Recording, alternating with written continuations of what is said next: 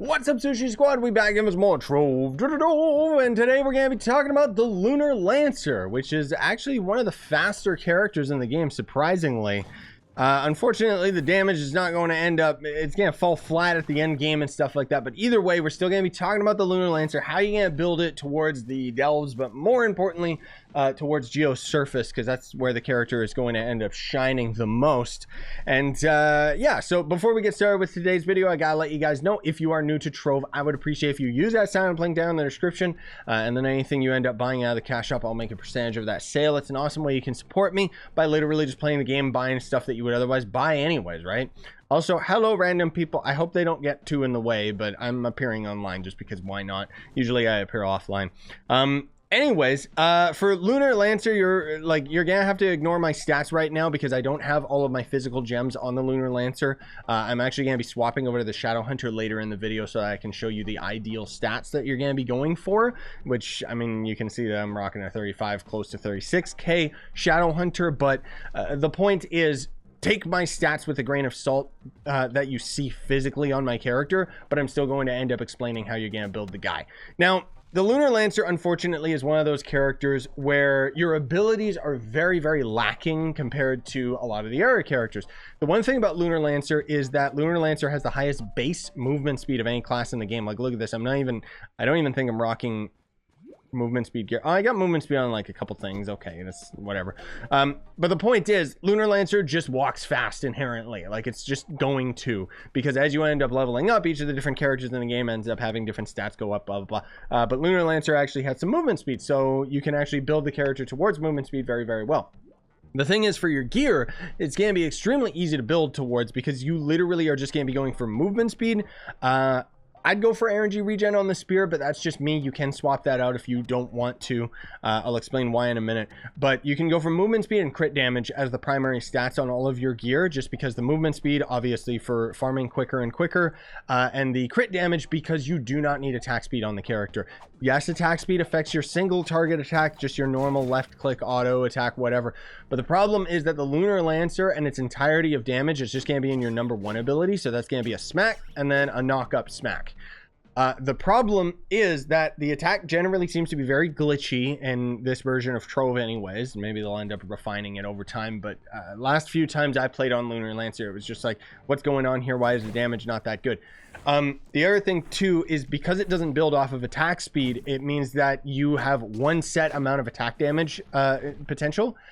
So if you have enough damage, you will be doing some pretty good damage towards enemies for sure. But the point is that versus other characters where you just click a couple buttons and then you're already doing your maximum amount of damage, with Lunar Lancer, this is the gameplay until the end of time.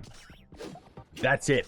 And like I said, if you go for energy regen on the spear or on the ring, you could, then you're going to end up just constantly having your energy up to use this attack. But you don't really need to have the energy regen because, honestly speaking, most of the enemies are going to end up being dead, or you're going to be moving around a lot before you end up expending all of your energy anyways. Your ult, though really, really cool and fancy, and does end up doing a significant amount of damage, again, it's still going to be always reliant on that #1 ability. That's one of the big reasons why I haven't mained Lunar Lancer for such a long time, just because I generally find the gameplay of the Lunar Lancer to be extremely boring. That said, I love the class. I think that the character is really, really cool.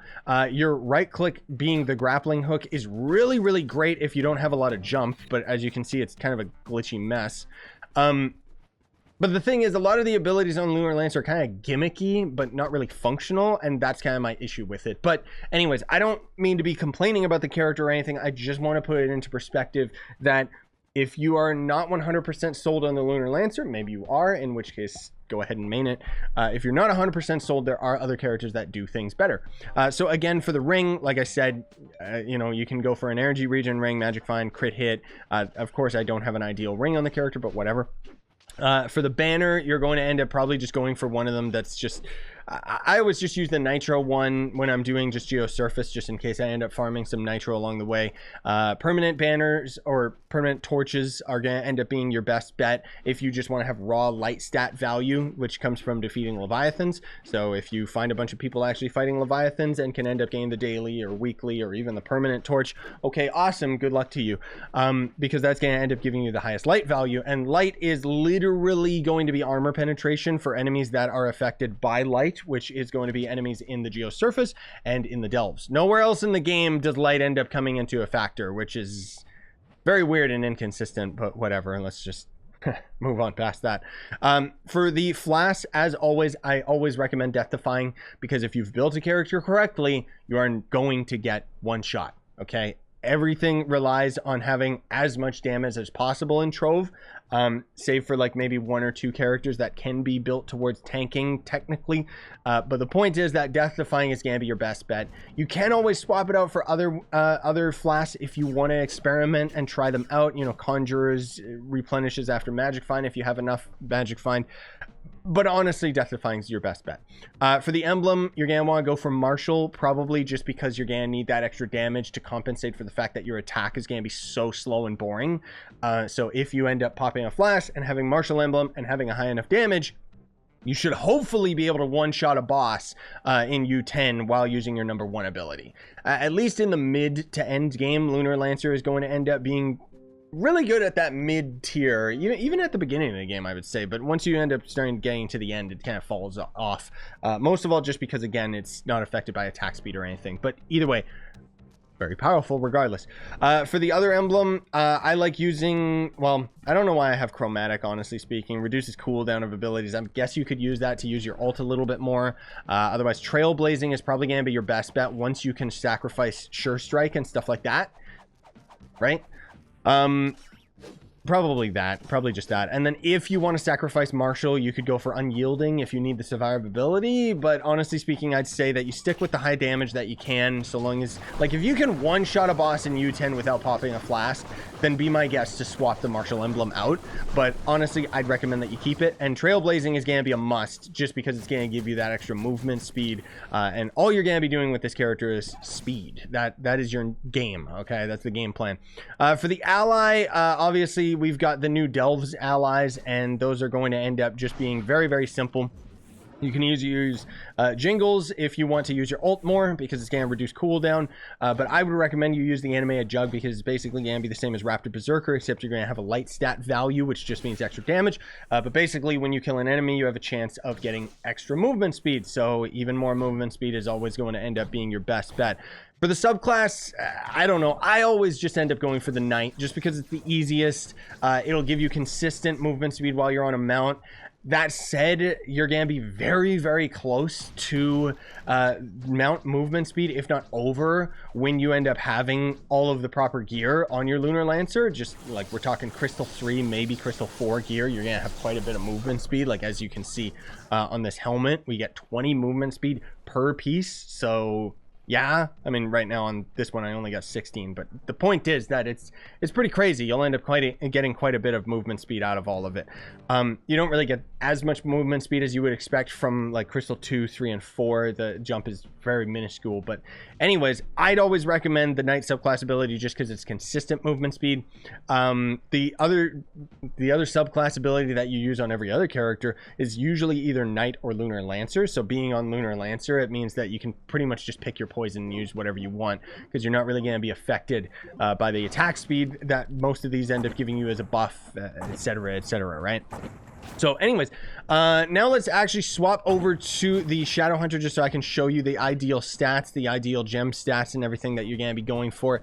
So let me swap over to the Gem Forge right here. So for your Cosmic Gem, there's going to be one of two options. You can go for Vampiric. I just don't have a Berserk gem on my Shadow Hunter, but basically Vampiric is going to give you lifesteal, and does have a chance of increasing movement speed. So again, more movement speed, the better.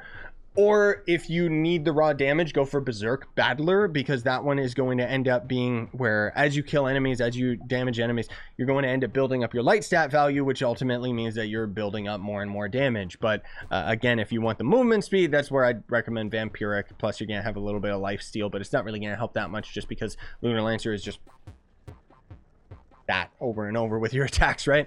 But anyways, for all of your cosmic gems, you're going to try and roll them so that 3 pearls are on light, and then the extra stats are going to end up being physical damage and crit damage. But again, the big thing that you're trying to get is all your pearls on light, which can be really tricky because you need to use so contained chaos sparks will randomly randomly roll a stat to another stat value, right? But light on cosmic gems does not randomly roll off, so that's where the contained chaos flare, which actually costs 2 contained chaos sparks, it's disgusting. This will actually, when you use it on a gem, it will swap one of these pearls to a random stat, so it can be pretty tedious to get all the pearls to be on light. The good thing about cosmic gems is they're actually really easy to farm. So what I would recommend actually is for your big boy gem, obviously you're gonna have to use the contained chaos flare, but for your lesser gems, you can literally just level these gems up to like 15, and if they didn't roll all pearls into light, just scrap them and go again. It's easy enough. That's what I ended up doing for all of my gems, just because you get so many cosmic gems as soon as you end up getting to U8 and up anyways. I mean, that said, what I'm advising you is kind of when you're at the end game, but again, this is kind of an end game build for the character anyways. But lesser cosmic gems are going to be the exact same stats, and then for the 3 empowered gems are going to end up being the same stats as 3 of your lesser gems, and then the extra 3 lesser gems are going to end up being their own stats. So this is why I like to refer to as a 6:3 ratio for the stat value. So 6 of them are going to be the exact same stats, whereas 3 of them are going to end up being slightly different. You don't have to follow this 100% to a T. It's not going to make as much of a difference as you would expect, but this is just kind of my go-to easy way of explaining things. So for the empowered gems, Pyro Disc is a must because it gives you the movement speed. That's like, you have to have Pyro Disc no matter what. If you want to farm effectively, you have to have Pyro Disc, like with all of your empowered gems, no matter what. This is the one that I would say is the most required. And then you could go for Cubic Curtain if you want, just because it'll give you more survivability, because, you know, you take damage and get invulnerable frames, blah blah blah. So anyways, for the empowered gem stats, you're going to be going 2 pearls physical damage, 1 pearl crit damage, no pearls crit hit. All of your empowered gems are going to end up being the exact same for the stat value. I would recommend as well, just a pro tip, if you have enough class gem abilities that you can actually bother to do it, try to get all of your class gem abilities to end up being the same color of gem, because then you can end up always swapping all your other gems from classes very easily, instead of having like maybe 1 or 2 empowered gems that just won't end up fitting into the build. But I mean, that's just me. Obviously I've played this game way too long, so I can do that. So anyways, the other 3 you know, smaller gems are going to end up being the same stats, so 2 pearls physical, 1 pearl crit damage, no pearl crit hit. But then the last 3 of your lighter gems, your smaller gems, where is it? There we go. These are going to end up being 2 pearls crit damage, 1 pearl physical damage, and no pearls crit hit. Now, again, it doesn't have to be the 6:3 ratio exactly. You can literally have like a couple extra gems that are rolled into 2 pearls crit damage instead of the, you know, 2-1-0 thing. My point is, it doesn't really make that much of a difference once you end up getting to the end game, but the point is that you want to have all of your pearls into all the damage that you can. None of them are going to be rolled into crit hit. Ideally, you're going to have 100% crit hit, if not, you know, a little close to under, like 90% can end up being okay as well. But with Lunar Lancer and how slow you're attacking, I'd recommend you get the highest crit hit possible, just because, you know, if you have one of your attacks not crit, it's going to cost you quite a bit compared to other characters that attack so much faster. But the point is that you should end up having 100% crit hit, which means that you'll be able to actually roll some of your gems off of crit hit to max health, just to give you a little bit more survivability so that you hopefully don't die in one shot. But anyways, moving on to the raw stat value. For your physical damage, I'd recommend anywhere from 100k base and up is going to end up being a good starting position. The crit hit, again, as close to 100% as possible. And then the crit damage, anywhere from 800% and up. This is kind of, you know, this is kind of mid to late game, those stats should end up serving you fine. But as you can see right now, you know, 150k, 2000% crit damage, somewhere around there, 1.8, whatever. You're going to end up being able to handle pretty much anything in the entire game, especially if you're still using Martial, because Martial is just like so powerful. The goal with a lot of characters in Trove is to not have to use Martial, because you don't want to be reliant on potions, because if you're reliant on potions, you're obviously draining them really fast, unless you have to replenish them a lot faster after doing dungeons and stuff like that. So that's just my, you know, that's my go-to, is try to get off of Martial if you can. I don't think you really can do that with the Lunar Lancer, unfortunately. I do want to do some other videos in the future where I'm showing off these characters at 35k PR and their potential. I know that a lot of you guys have been asking to show raw gameplay of these characters during these tutorials, but these tutorials are most of all focused on telling you the raw stat value and how you end up building the character. I'll save the gameplay of the potential of these characters for another time, especially because with characters like the Lunar Lancer, like, I do not have a Crystal 3 spear or anything like that. Not that it's actually required, but I really need to actually start farming for a full set of Crystal 3 for all of my characters, just so that I can actually give you guys some good end game gameplay. And I plan to do that this year for sure. Anyways, thanks for watching, gamers. Hopefully you found this video helpful, and yeah, I hope you have a fantastic day. Smash like, sub for more, buy the merch you want, support the channel. Have yourselves a fantastic day. Sign on. Stay epic, gamers.